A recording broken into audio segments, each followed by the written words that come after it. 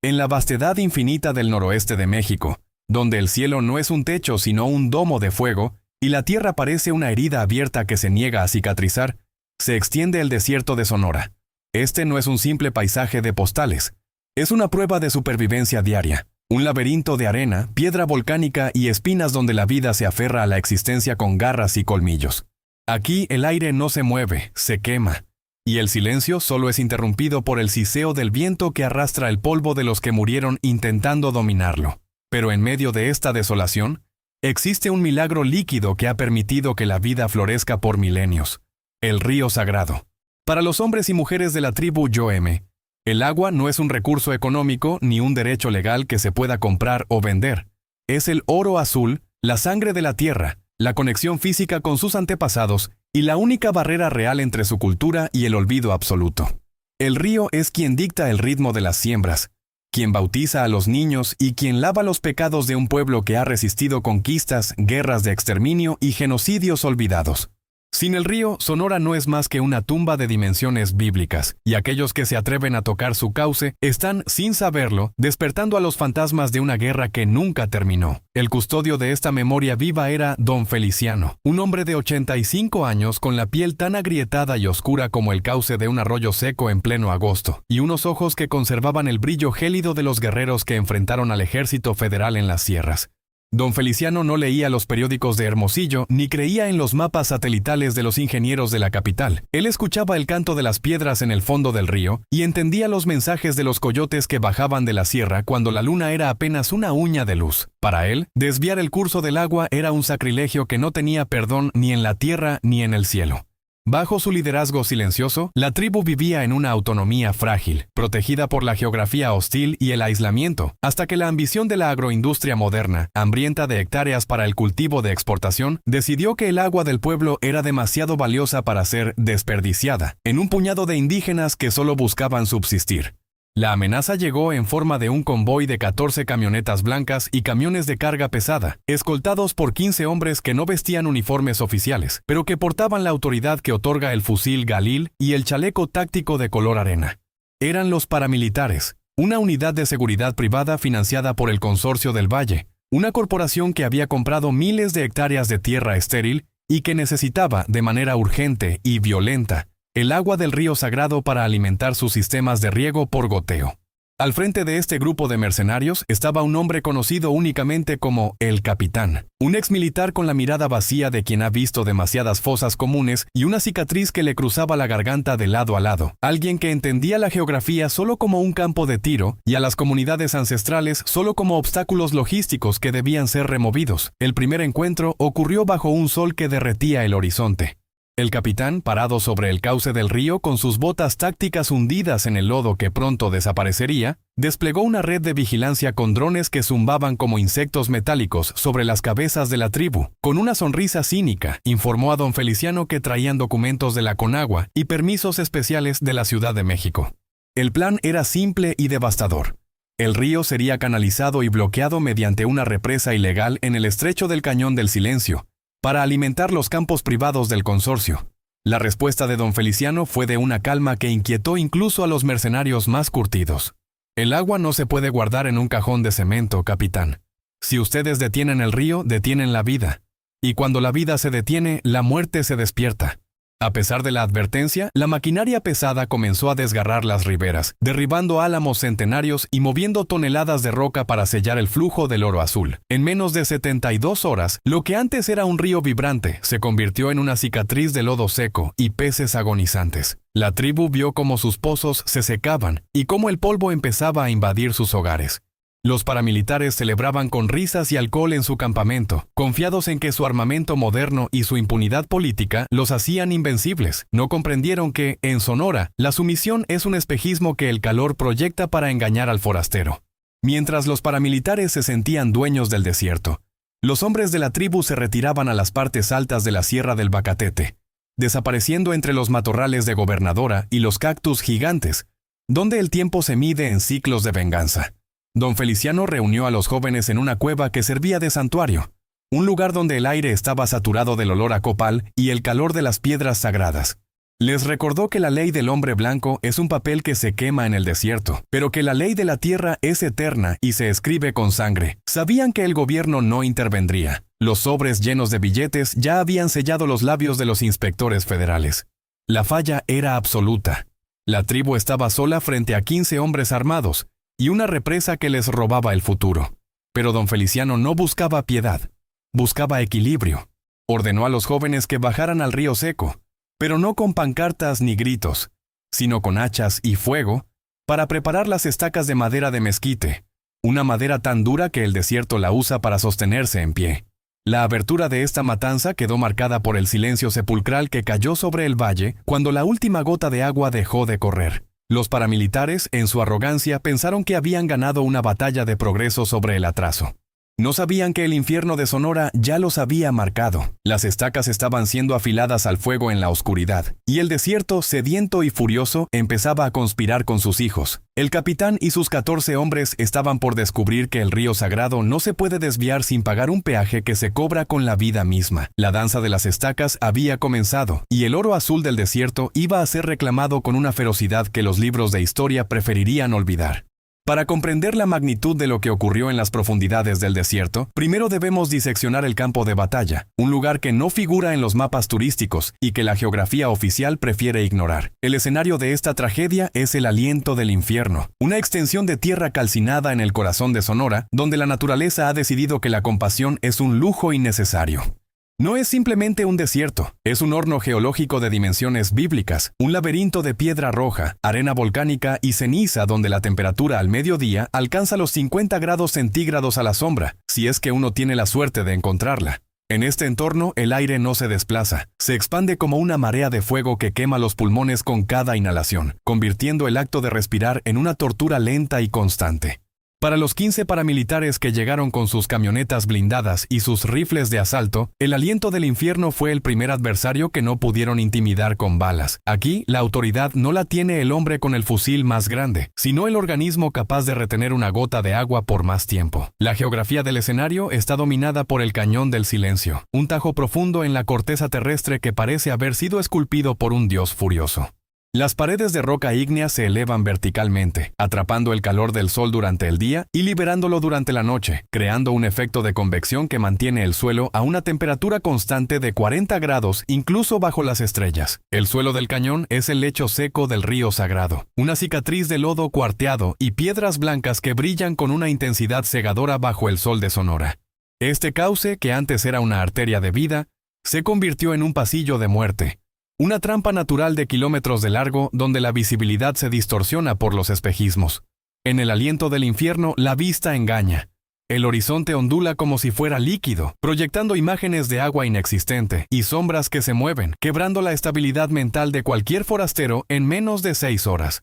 Los paramilitares, acostumbrados al orden táctico de la ciudad, se encontraron perdidos en un mundo donde las distancias son elásticas, y donde cada arbusto de gobernadora parece un enemigo agazapado. La flora de este escenario es tan hostil como su clima. Los saguaros gigantes, cactos centenarios que se alzan como centinelas mudos de 10 metros de altura, dominan las crestas del cañón. Para la tribu, estos cactos son los antepasados que vigilan. Para los paramilitares, eran sombras amenazantes que parecían cambiar de posición cada vez que parpadeaban. El suelo está cubierto de chollas, cactos cuyas espinas tienen barbas microscópicas que se entierran en la carne al menor roce, causando infecciones inmediatas y un dolor punzante que drena la voluntad del soldado más curtido. El Aliento del Infierno utiliza su vegetación como una red de sensores y trampas. Un paso en falso significa quedar anclado a la tierra, gritando de dolor mientras la deshidratación comienza su trabajo de zapa. El olor del escenario es metálico, una mezcla de polvo caliente, ozono y el aroma amargo de la madera de mezquite quemada por el sol. Un perfume que se pega a la ropa y a la piel como una sentencia. Bajo la superficie de este infierno, la vida es una guerra de guerrillas. Las serpientes de cascabel, camufladas perfectamente entre la arena roja, son los únicos habitantes que los paramilitares temían más que a los indígenas. En el Cañón del Silencio, el sonido se comporta de manera extraña. Las paredes de piedra amplifican el siseo de un reptil o el crujido de una rama seca, pero devoran los gritos humanos. La acústica del escenario está diseñada para la paranoia. Un hombre puede escuchar sus propios latidos como si fueran tambores de guerra, pero es incapaz de localizar la dirección de donde proviene el silbido de una flecha. Es un entorno de privación sensorial selectiva, donde el cerebro, saturado por el resplandor del sol y el zumbido constante de las chicharras, comienza a fabricar sus propios demonios. La falla tecnológica de los mercenarios se hizo evidente apenas cruzaron el umbral del cañón. Sus equipos de visión nocturna se sobrecalentaron. Sus radios de frecuencia ultra alta se perdieron en la interferencia mineral de las montañas de magnetita que rodean la zona, y sus camionetas, diseñadas para terrenos difíciles, comenzaron a fallar cuando el polvo fino del desierto invadió los filtros de aire y las transmisiones. El aliento del infierno rechaza activamente la tecnología moderna. Es un territorio que exige herramientas primarias. Los paramilitares, cargados con chalecos tácticos de 20 kilos y botas de cuero que les cocinaban los pies, se convirtieron en presas lentas y ruidosas. Cada gota de sudor que caía al suelo era un tributo que el desierto bebía con avidez, acelerando un proceso de hiponatremia y confusión mental que los dejaba vulnerables a la justicia de la tribu. La tribu Yoeme, por el contrario, se mueve en este escenario como si fueran parte de su flujo molecular. Sus cuerpos están adaptados a la escasez. Sus pies, protegidos por guaraches de cuero de venado, no dejan huellas en la piedra y saben evitar las espinas. Para ellos, el aliento del infierno es un hogar protector, un aliado que les provee de escondites en las grietas de la roca, que son invisibles para los drones. Utilizan la bioluminiscencia de ciertos insectos y el conocimiento de las corrientes de aire para comunicarse sin emitir un solo sonido humano. En este escenario, la tribu no ataca al enemigo, simplemente deja que el desierto lo debilite, guiándolo sutilmente hacia los puntos de estrangulamiento del cañón, donde la geografía misma se convierte en el verdugo. El punto crítico del escenario es el vado de las sombras, una sección del cañón donde las paredes se cierran hasta dejar apenas 3 metros de ancho. Es aquí donde el calor es más intenso y donde el aire se estanca por completo. El suelo en este lugar no es arena, sino una piedra volcánica extremadamente resbaladiza, que los paramilitares tuvieron que cruzar a pie después de que sus vehículos quedaran inutilizados. El vado de las sombras es el altar del sacrificio, un lugar donde no hay donde esconderse de la verticalidad de las estacas. La luz aquí es cenital, eliminando las sombras y dejando a los hombres expuestos como insectos bajo un microscopio de fuego. El aliento del infierno no permite la retirada. Una vez que te adentras lo suficiente, el camino de regreso desaparece bajo las tormentas de arena que borran cualquier rastro en cuestión de minutos. La atmósfera del escenario se completa con la calima, una bruma de polvo y calor que tiñe el cielo de un color naranja sucio, eliminando cualquier punto de referencia como la estrella polar o el sol. Los 15 paramilitares, para el segundo día, ya no sabían si caminaban hacia el norte o hacia el corazón mismo de la muerte. Estaban atrapados en una caja de piedra roja, bebiendo su propia orina en un intento desesperado por sobrevivir, mientras el eco de los tambores invisibles de la tribu empezaba a sonar desde las cumbres. El escenario estaba listo, un horno natural, un laberinto de espinas y una trampa acústica donde la civilización se desmoronaba ante la fuerza bruta de la naturaleza. El aliento del infierno no es un lugar para la guerra, es un lugar para el exterminio, y Sonora estaba a punto de demostrar que su río sagrado no se desvía sin que el desierto se cobre su deuda con intereses de sangre. Don Feliciano observaba desde la cima, sabiendo que el escenario ya había hecho la mitad del trabajo. Había visto a otros hombres intentar conquistar el cañón, hombres con uniformes más brillantes y armas más potentes, y todos habían terminado igual, convertidos en huesos blancos que el viento termina por pulir. Los 15 paramilitares eran solo los últimos en una larga lista de intrusos que subestimaron el poder del silencio y el peso del calor. El aliento del infierno no deja testigos, solo deja leyendas que se cuentan en voz baja cuando el sol finalmente se oculta y el desierto exhala su último suspiro de fuego antes de la llegada del frío glacial de la noche. La geografía de la matanza estaba perfectamente dispuesta, y el cañón del silencio estaba a punto de vibrar con el sonido de las estacas entrando en la carne de aquellos que pensaron que el agua podía ser robada impunemente. Para que el mundo entienda el origen de la furia que descendió sobre el cañón del silencio, es necesario hablar del momento exacto en que el latido de la tierra se detuvo. El momento en que el río sagrado, la arteria vital de la nación Yoeme, dejó de cantar. En el desierto de Sonora, el silencio suele ser una señal de paz, pero aquella mañana de junio el silencio fue un presagio de muerte. El incidente no fue un accidente fortuito, sino una operación de ingeniería criminal ejecutada con la frialdad de quien desmiembra a un ser vivo para vender sus partes al mejor postor. Los 15 paramilitares, bajo las órdenes de El Capitán, no solo trajeron excavadoras y dinamita, trajeron el fin de un mundo. El cauce del río, que durante milenios había serpenteado entre los álamos y las piedras volcánicas, fue estrangulado por un muro de concreto y tierra compactada, una represa ilegal levantada en menos de 72 horas para desviar el oro azul hacia las áridas tierras del consorcio del valle. Aquella mañana, el sonido constante del agua fluyendo, ese murmullo que los ancianos llamaban la voz de los ancestros, simplemente desapareció, dejando tras de sí un vacío acústico que calaba hasta los huesos. El impacto fue inmediato y dantesco. Con el flujo cortado, el lecho del río se transformó en cuestión de horas en una fosa común de dimensiones ecológicas. Miles de peces quedaron atrapados en pozas que se evaporaban bajo el sol de 50 grados. Sus escamas plateadas brillaban por última vez antes de convertirse en materia putrefacta, que atraía a nubes de moscas y buitres. Los árboles que custodiaban las riberas, álamos centenarios cuyas raíces bebían directamente de la corriente, comenzaron a marchitarse con una rapidez aterradora, sus hojas amarilleando y cayendo como si el otoño hubiera llegado de golpe en pleno verano. Pero la tragedia no se limitó a la flora y la fauna. En la aldea de la tribu, los pozos que alimentaban a las familias empezaron a escupir un barro espeso y fétido hasta secarse por completo. Las mujeres, que por generaciones habían acudido al río para lavar y recoger agua, se quedaron paradas frente a un camino de piedras calientes y lodo cuarteado, con los cántaros vacíos y la mirada perdida en un horizonte que vibraba por el calor.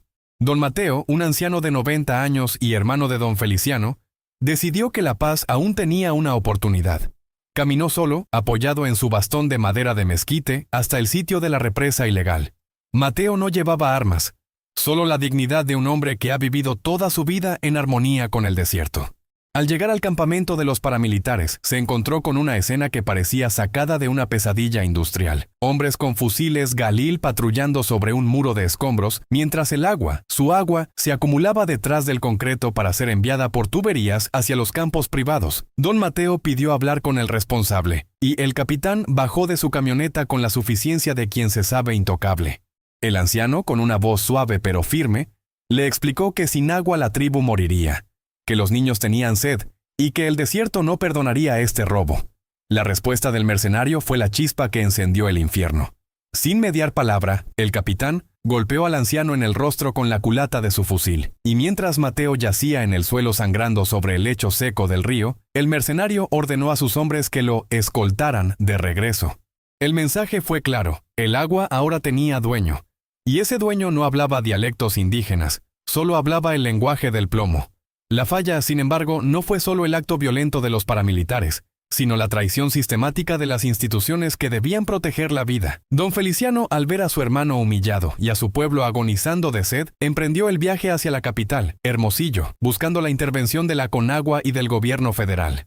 Lo que encontró fue un laberinto de burocracia y cinismo, que resultó ser más letal que las balas de los mercenarios. En las oficinas climatizadas de la capital, donde el aire acondicionado mantenía una temperatura artificial de 20 grados, mientras afuera el desierto hervía, don Feliciano fue recibido por funcionarios de menor rango que lo miraban con una mezcla de lástima y fastidio.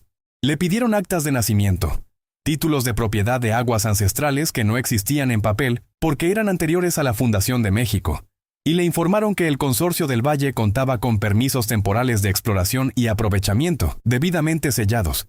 «Entienda, señor», le dijo un burócrata mientras revisaba sus uñas, «el proyecto de la represa es una obra de interés estratégico para el desarrollo agrícola del Estado. Genera empleos y divisas.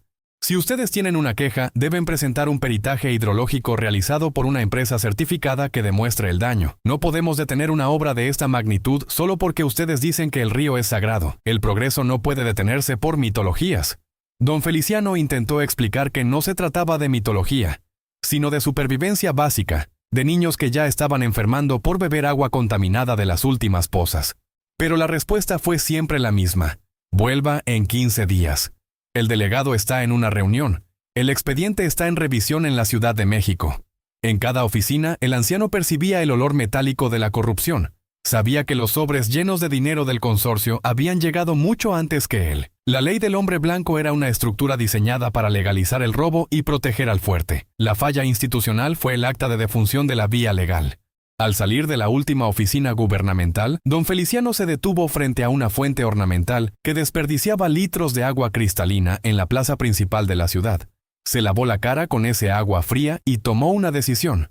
Si el gobierno se negaba a devolverles el río, el desierto mismo se encargaría de cobrar la deuda. El regreso de don Feliciano a la Sierra del Bacatete fue el inicio de una transformación alquímica. El dolor se cristalizó en una rabia técnica, fría y organizada. Al llegar a la comunidad, no hubo más asambleas de protesta ni más viajes a la ciudad. El anciano reunió a los hombres jóvenes y les mostró los documentos inútiles que le habían dado en la capital. Los quemaron en una pequeña fogata de gobernadora. Y mientras las cenizas de la burocracia volaban con el viento caliente, don Feliciano dictó la sentencia definitiva. El río había dejado de cantar, y por lo tanto la tribu dejaría de hablar. El tiempo de la diplomacia había sido enterrado bajo el lodo seco del cauce. Ahora era el tiempo de la ley del desierto. Una ley que no necesitaba sellos oficiales ni peritajes hidrológicos. Una ley que se ejecutaba con la verticalidad de la estaca y el silencio del acecho. La comunidad entró en un estado de preparación ritual. Las mujeres, en lugar de llorar por la falta de agua, comenzaron a preparar los ungüentos de veneno de sapo de Sonora, bufo alvarius y extractos de plantas tóxicas para impregnar las puntas de las flechas y las estacas. Los hombres bajaron al cauce seco, no para buscar agua, sino para seleccionar los troncos de mezquite más rectos y duros. El mezquite es una madera que ha aprendido a sobrevivir al fuego y a la sed. Es casi tan densa como el hierro. Durante noches enteras, bajo la luz de las estrellas que parecían ojos vigilantes, los jóvenes afilaron los extremos de estas estacas, pasándolas por el fuego para endurecer la punta hasta que pudieran atravesar el cuero más grueso. No eran solo armas, eran los instrumentos de una purga sagrada. El incidente había herido el alma del pueblo, pero la falla del gobierno les había otorgado el derecho divino de la autodefensa extrema. En el campamento de los paramilitares, el ambiente era de celebración constante. Se sentían los conquistadores de un territorio indómito. El capitán se jactaba de haber civilizado el río y de haber puesto en su lugar a los indígenas. Tenían suministros de agua embotellada, comida enlatada y generadores eléctricos que iluminaban el desierto con una luz artificial ofensiva. Confiaban en sus drones de vigilancia térmica, pero en Sonora el calor de la tierra es tan alto que la firma térmica de un cuerpo humano se pierde en el resplandor de las piedras.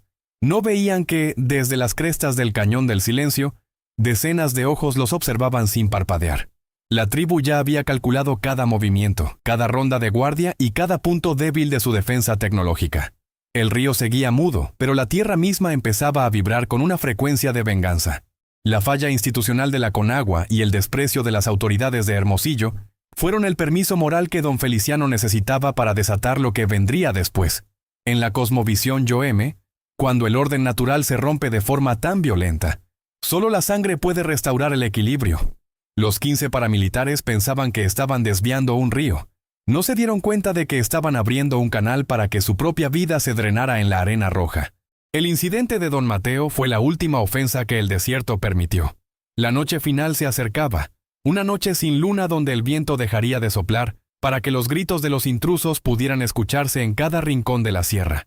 El río que dejó de cantar estaba a punto de recibir una ofrenda líquida muy diferente a la que el consorcio esperaba, y las estacas de mezquite ya estaban sedientas. El escenario estaba listo para la matanza, y Sonora, con su aliento de infierno, se preparaba para devorar a los que pensaron que podían ser dueños de lo sagrado. Cuando la última gota de agua se evaporó del lecho del río sagrado, dejando tras de sí una costra de lodo agrietado que parecía la piel de un cadáver reseco, el tiempo de los lamentos terminó para la nación Yoeme.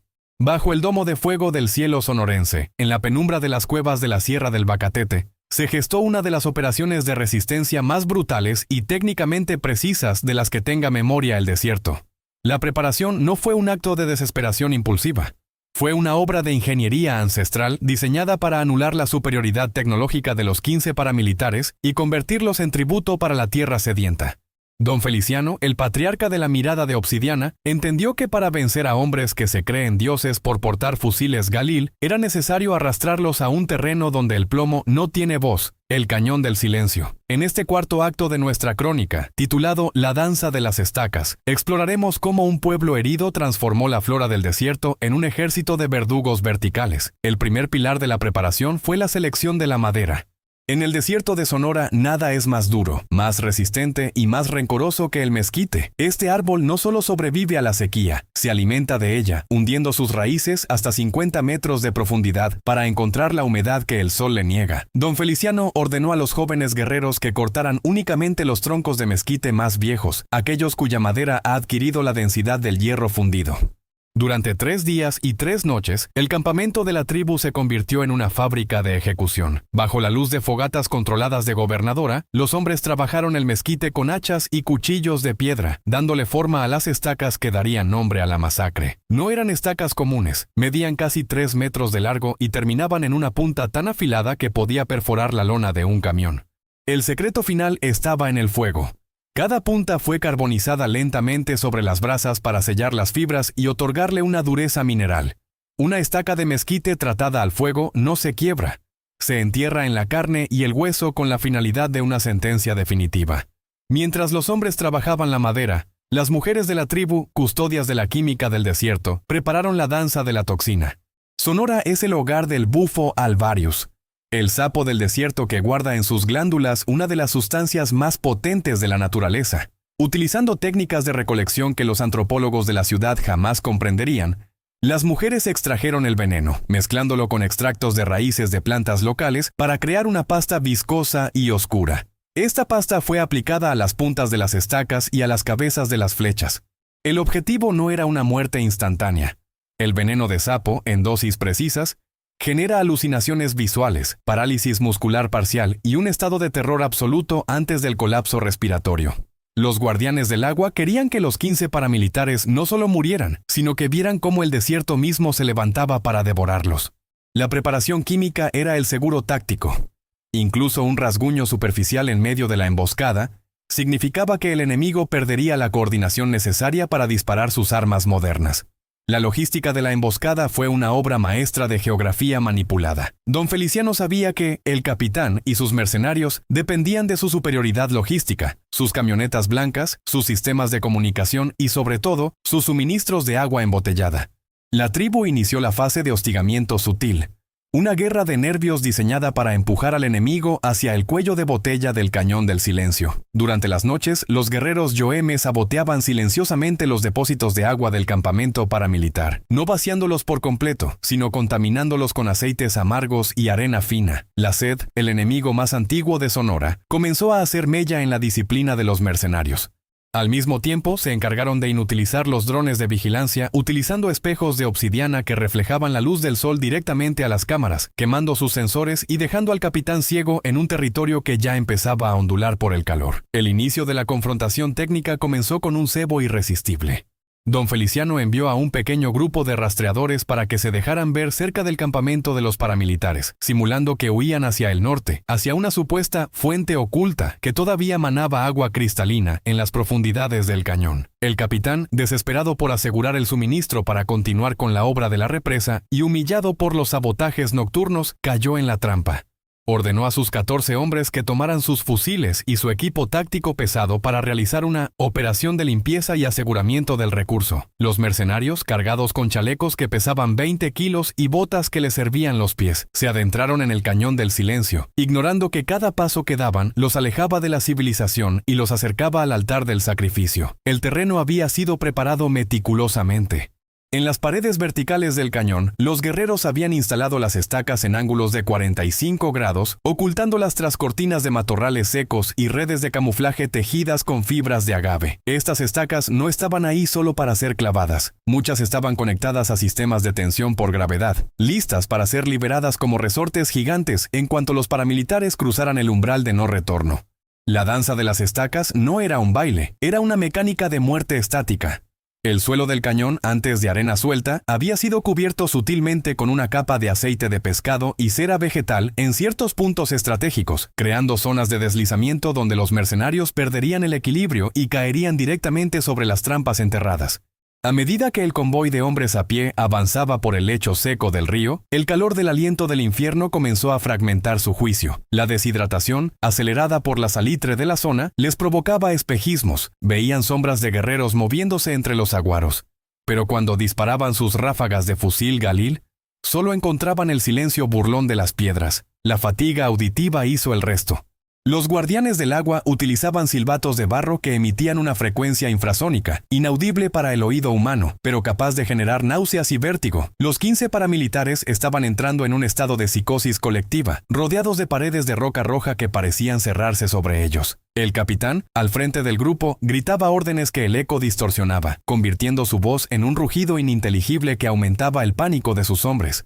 El momento culminante de la preparación llegó cuando los mercenarios alcanzaron el vado de las sombras. En este punto, el cañón es tan estrecho que solo pueden pasar de dos en dos. Don Feliciano, desde una cornisa oculta por el resplandor del sol, levantó un espejo de obsidiana. Fue la señal. El inicio de la matanza no fue un grito de guerra, sino el sonido seco de las cuerdas de Enequén siendo cortadas simultáneamente. Las estacas de mezquite, liberadas de su tensión, cruzaron el aire como flechas pesadas. Los primeros 3 paramilitares no tuvieron tiempo de reaccionar. Las estacas los atravesaron con una fuerza hidráulica, clavándolos literalmente contra el suelo de arcilla seca o contra las paredes de piedra. El sonido de la madera entrando en la carne y rompiendo el hueso fue seguido por un silencio absoluto, antes de que el primer grito de puro terror rompiera el aire. Los paramilitares intentaron responder, pero el veneno de sapo impregnado en las puntas que ya los habían rozado comenzó a actuar. Sus dedos se entumecieron, sus visiones se llenaron de fractales y luces imposibles, y el fusil moderno se convirtió en un pedazo de metal inútil en sus manos. Los guerreros Yoeme descendieron de las paredes del cañón como si fueran parte de la roca misma. No usaron armas de fuego. La danza de las estacas continuó de forma manual. Utilizando la gravedad a su favor, los jóvenes de la tribu saltaban sobre los invasores, utilizando estacas cortas para ejecutar el empalamiento ritual en los puntos de unión de los chalecos tácticos. Era una carnicería técnica, una eliminación sistemática donde la arrogancia del mercenario fue triturada por la eficacia de la madera y el conocimiento del terreno. El capitán, herido y viendo cómo su unidad de élite era desmantelada por hombres que él consideraba inferiores, intentó huir hacia la salida del cañón, solo para encontrar que el camino de regreso había sido bloqueado por una barricada de troncos de mezquite y fuego. El desierto de Sonora no permitía sobrevivientes de la falla. El inicio de la purga estaba completo. Los 15 hombres que vinieron a desviar el río para un consorcio agrícola estaban ahora sembrados en el cauce seco, sus cuerpos sirviendo de soporte para las estacas que los guardianes habían afilado con tanta paciencia. La sangre de los intrusos comenzó a correr por las grietas del lodo seco, una ofrenda líquida que la tierra bebía con una avidez aterradora. Don Feliciano bajó al lecho del río cuando el último de los paramilitares dejó de moverse.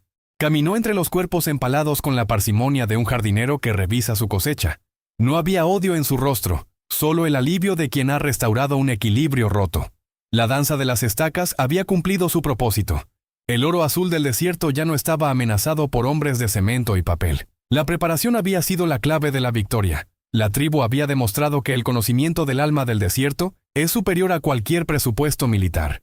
Mientras el sol comenzaba a ocultarse, tiñendo el cañón de un color sangre que se confundía con la realidad, el primer murmullo de agua comenzó a escucharse desde la parte alta de la sierra. Los guardianes habían dinamitado la represa ilegal momentos antes. El río sagrado volvía a cantar, lavando las estacas de mezquite y llevando consigo el rastro de los 15 hombres hacia el olvido de la arena. El infierno de Sonora se cerraba de nuevo, protegiendo a sus hijos bajo el manto de las estrellas, en una noche donde el silencio ya no era un presagio, sino la voz de la victoria ancestral. El sol en el cañón del silencio no se pone, simplemente se hunde en una bruma de sangre y polvo, dejando tras de sí un calor residual que late en las paredes de piedra roja, como el corazón de una bestia herida. Los 15 paramilitares, hombres que habían hecho de la violencia su oficio en las selvas del sur y en los callejones del norte, se encontraron de pronto reducidos a su expresión más primitiva, presas asustadas en un laberinto de ecos. El clímax de esta tragedia, lo que los sobrevivientes de la región llaman el Valle de las Estacas, no fue un combate de gloria, sino una ejecución técnica ejecutada por la geografía misma y la voluntad de un pueblo que ya no tenía nada que perder, porque ya le habían robado la vida al secar su río. La atmósfera estaba saturada por el olor metálico de la sangre caliente, mezclada con el aroma amargo de la gobernadora y el siseo constante del veneno de sapo, recorriendo el sistema nervioso de los mercenarios. El capitán, con el uniforme empapado en un sudor frío que no se evaporaba, vio cómo su mundo táctico se desmoronaba en segundos. Sus hombres, armados con tecnología de punta, disparaban ráfagas de fusil Galil hacia las sombras, pero el desierto de Sonora es un maestro del engaño. Los disparos solo lograban iluminar brevemente las paredes del cañón antes de ser tragados por la oscuridad mineral. La masacre comenzó con una precisión quirúrgica, cuando las primeras estacas de mezquite, lanzadas desde las alturas mediante sistemas de tensión ocultos, atravesaron el techo de las camionetas blindadas como si fueran de papel. El sonido era un crujido seco, un golpe sordo de madera contra acero que terminaba en el alarido humano. Uno de los paramilitares, un hombre que se jactaba de su puntería, fue el primero en caer de forma definitiva.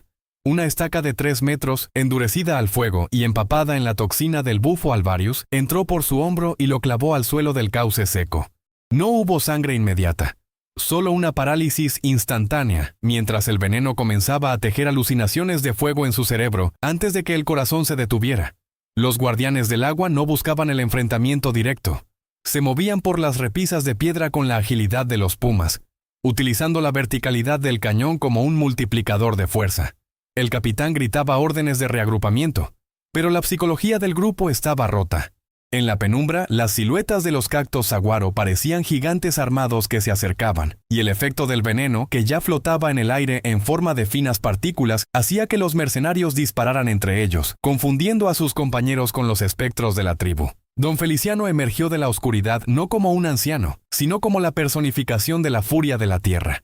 Se encontraba en una saliente justo encima del vado de las sombras, observando cómo los 15 hombres eran empujados por el pánico hacia el embudo natural de piedra. No había piedad en su gesto, solo la resolución de un juez que dicta sentencia en un tribunal de polvo y espinas. Dio la orden de activar la segunda fase de la trampa. De pronto, las paredes del cañón parecieron cobrar vida. Cientos de estacas de mezquite más cortas, afiladas como navajas y dispuestas en ángulos de intersección perfectos, fueron liberadas desde los flancos. Los paramilitares, al intentar cubrirse, tropezaban con las zonas de aceite de pescado preparadas en el suelo, deslizándose inevitablemente hacia las puntas de madera que los esperaban en la base de las rocas. El valle de las estacas se llenó de un sonido rítmico y macabro, el choque del hueso rompiéndose contra la madera de mezquite, una madera que el desierto ha hecho tan dura como el mármol. El empalamiento no era solo una forma de matar, era un rito de restitución. Cada hombre clavado a la tierra era un poste que marcaba el regreso de la propiedad sagrada del agua. El capitán, viendo a su unidad diezmada, intentó una última carga desesperada hacia la salida sur del cañón. Sin embargo, el veneno de sapo ya había nublado su visión. Veía el río fluir de nuevo, pero no era agua, era una marea de arena roja que lo succionaba. Se encontró de frente con un joven guerrero, apenas un muchacho, que sostenía una estaca manual con ambas manos. El mercenario intentó levantar su fusil, pero sus dedos, entumecidos por la toxina y el terror, no obedecieron. El joven no vaciló. Hundió la estaca de mezquite en el pecho del capitán, atravesando el chaleco táctico de Kevlar en un punto donde las placas se unían. La fuerza del impacto, impulsada por la gravedad y el odio acumulado de generaciones, lanzó al oficial contra una pared de piedra volcánica. Allí quedó, suspendido entre el cielo y el suelo seco, mientras la vida se le escapaba en un susurro que el viento de Sonora se encargó de silenciar para siempre. Los 14 hombres restantes sufrieron destinos similares. Algunos intentaron huir por las grietas laterales solo para encontrar que las estacas ya estaban allí, dispuestas como los dientes de una trampa de lobos. La matanza fue total, silenciosa y técnicamente impecable. No hubo necesidad de pólvora para acabar con la injusticia del hombre blanco. La flora del desierto y la gravedad hicieron todo el trabajo. En el momento en que el último paramilitar dejó de respirar, un estruendo sordo y profundo hizo vibrar los cimientos del cañón. No era un trueno, era el sonido de la libertad líquida. Kilómetros arriba, un equipo de demolición de la tribu, utilizando la dinamita que los mismos contrabandistas habían traído para la represa, voló el muro de concreto que bloqueaba el cauce. El oro azul regresó con la fuerza de una estampida. La primera ola de agua, cargada de sedimentos, ramas y la esperanza de un pueblo, entró en el cañón del silencio con un rugido que hizo temblar las estacas. El agua pasó sobre los cuerpos de los mercenarios, lavando la sangre de la arena y llenando las grietas del lodo seco con una vida nueva. El río sagrado volvía a cantar. Pero esta vez su voz era más profunda, más oscura, enriquecida por el sacrificio de los intrusos. Don Feliciano bajó al nivel del agua. Sumergió sus manos en la corriente que ahora golpeaba las estacas que aún sostenían a los muertos, y bebió. Fue la primera vez en semanas que el desierto de Sonora no supo a polvo y a muerte, sino a la pureza fría de la victoria ancestral. El clímax terminó con el agua reclamando su camino.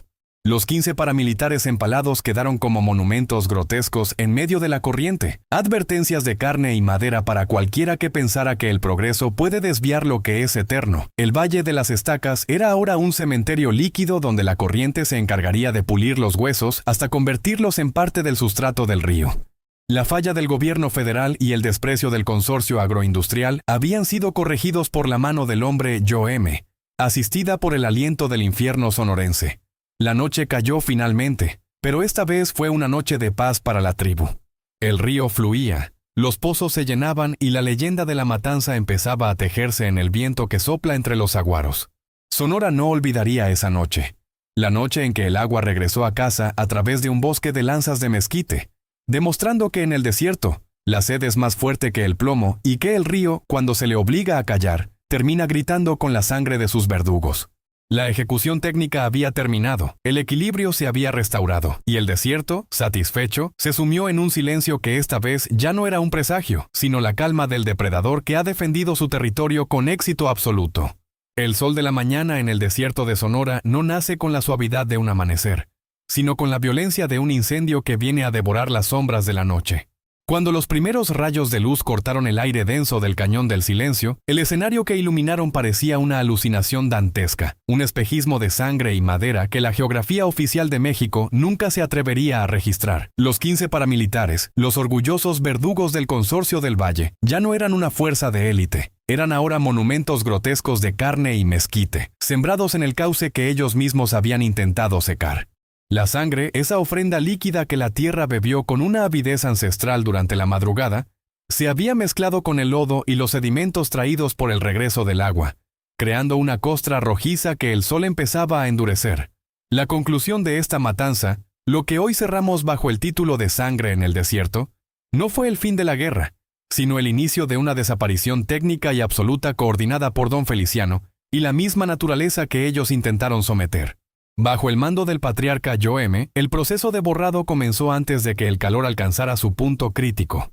Los guerreros descendieron al lecho del río, moviéndose entre los restos de la emboscada con una eficiencia forense que no dejaba lugar al sentimiento. La primera tarea fue la remoción de las estacas. El mezquite, esa madera que el fuego hizo tan dura como el acero, fue extraído de los cuerpos con palancas de madera de palo fierro.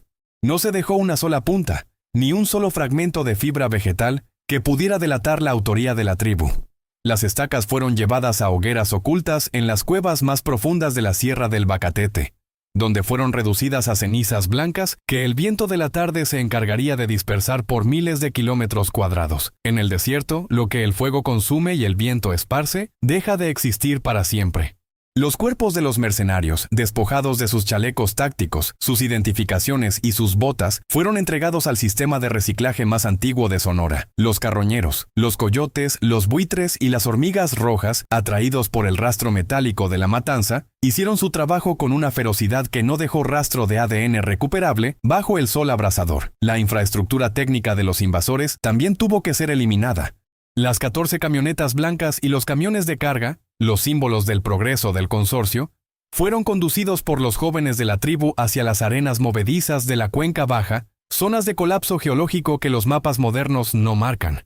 Allí, los vehículos fueron hundidos sistemáticamente. El desierto de Sonora tiene la capacidad de tragar acero y combustible con la misma facilidad con la que traga una gota de agua. Antes de hundirlos, don Feliciano ordenó quemar cada documento, cada mapa y cada contrato que los paramilitares llevaban consigo. El fuego purificador de la gobernadora consumió la burocracia del robo, transformando las órdenes de la Conagua y los permisos del consorcio en humo negro que se perdió en la inmensidad del domo de fuego. No quedó una sola matrícula, ni un solo número de serie que la investigación oficial pudiera utilizar para conectar el campamento abandonado con la tribu. Cuando la Comisión de Investigación del Consorcio del Valle y la Policía Estatal llegaron al sitio 3 días después, lo que encontraron fue el vacío absoluto. El campamento donde el capitán se jactaba de su poder era ahora un terreno baldío de arena y piedras calientes. No había tiendas de campaña, ni generadores, ni rastro de los 15 hombres. El muro de concreto de la represa ilegal era un montón de escombros triturados por la dinamita y el empuje del río, que ahora fluía con una vitalidad que parecía burlarse de los intrusos. Los investigadores, protegidos por el aire acondicionado de sus camionetas último modelo, bajaron al cauce con sus equipos de medición, pero Sonora los recibió con una tormenta de arena que redujo la visibilidad a cero. El desierto, el aliado eterno de don Feliciano, estaba cerrando sus puertas. Los peritos no encontraron casquillos de bala, porque la tribu no usó armas de fuego. No encontraron huellas de neumáticos, porque el viento ya las había borrado. Y no encontraron cuerpos, porque la tierra ya los había asimilado. La falla institucional alcanzó su punto máximo de cinismo en los meses siguientes.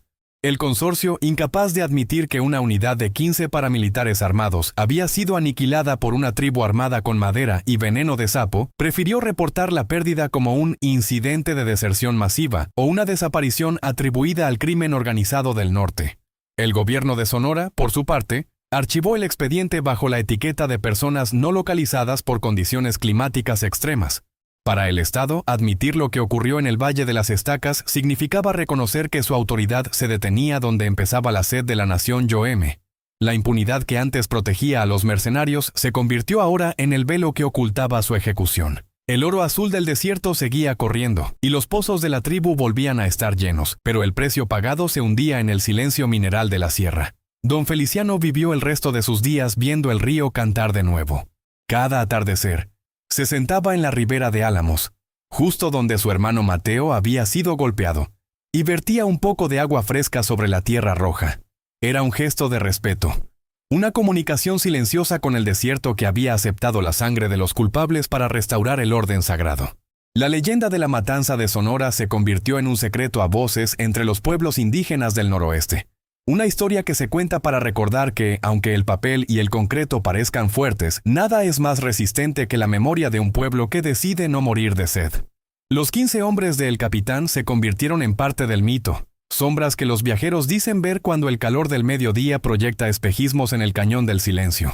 Dicen que, si te quedas callado el tiempo suficiente, puedes escuchar el crujido de la madera de mezquite rompiendo el aire, un recordatorio de que en Sonora, la tierra tiene memoria y los ríos tienen guardianes que no necesitan permiso para defender su sangre. Este expediente de la matanza de Sonora llega a su fin, cerrando una trilogía de justicia vertical que nos ha llevado desde las aguas gélidas de Ensenada, pasando por la selva asfixiante de Campeche, hasta el horno de fuego de Sonora. Hemos visto cómo las comunidades, traicionadas por el Estado y acosadas por la codicia industrial, han recurrido a las leyes más antiguas de la naturaleza para proteger lo que es suyo por derecho ancestral. Si este viaje por el oro azul y las estacas de mezquite te ha hecho reflexionar sobre el verdadero costo del progreso y el poder de la resistencia indígena, te invitamos a que no te quedes en el silencio.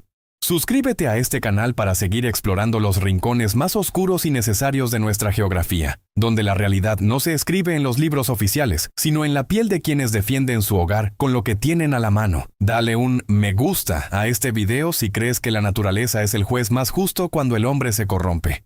Queremos conocer tu opinión en los comentarios. ¿Es posible la convivencia entre la modernidad y lo sagrado? ¿O estamos condenados a este ciclo de despojo y venganza? ¿Crees que la tribu Yoeme actuó en legítima defensa o que la violencia del desierto fue excesiva? Tus palabras son el eco que mantiene vivos estos relatos de los márgenes. Activa la campana de notificaciones para que no te pierdas nuestra próxima investigación, donde nos adentraremos en otro territorio donde la ley ha fallado y la tierra ha tomado la palabra. Gracias por acompañarnos en esta crónica de sangre en el desierto. Mantente hidratado, respeta los cauces antiguos y recuerda siempre que, bajo el sol de Sonora, nada permanece oculto por mucho tiempo, excepto la justicia que se entierra profundamente en la arena.